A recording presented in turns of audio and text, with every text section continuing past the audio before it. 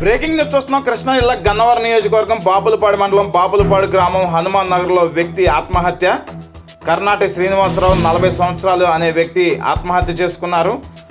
గత కొంతకాలంగా ఆర్థిక సమస్యలతో బాధపడుతూ మనస్తాపం చెందిన శ్రీనివాసరావు ఇంట్లో ఎవరూ లేని సమయంలో ఉరివేసుకొని ఆత్మహత్య చేసుకున్నాడు.